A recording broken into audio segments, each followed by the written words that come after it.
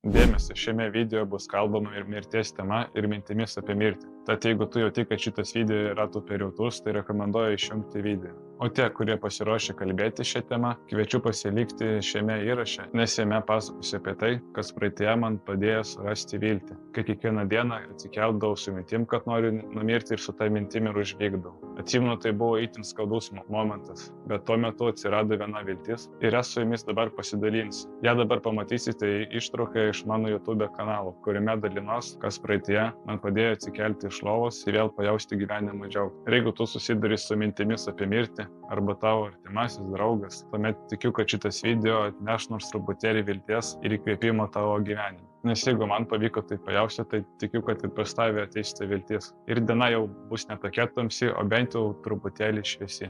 Tad dabar jungiu video ir malonaus ir jautraus žiūrėjimo.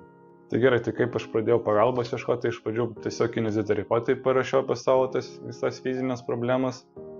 Tada minėjau tiesiog truputį išsitirti fiziškai ir ten nieko nėra ir tada minėjau vėliai parašyti. Tai sakiau, kad ten fiziškai kaip ir nieko nėra, ten padariau tos tyrimus ir panašiai. Ir tada tada kineziterapeutai pasiūlė pas savo kolegę apsirankyti. Ir trumpai prašiau visą savo situaciją, tas problemas. Tai parašiau, kad ten susiduriu su lytinio organų disfunkcija ir panašiai. Ir atsimenu tą akimirką, kai 22 metų buvau ir pirmą kartą pas savo terapeutę nuėjau. Su savo terapeutės pagalba ir jos holistiniu požiūriu į kūną. Pas mane atsirado per ilgą laikotarpį, tuo metu pirmą kartą norėjau gyventi. Ir atsimenu, netgi tuo momentu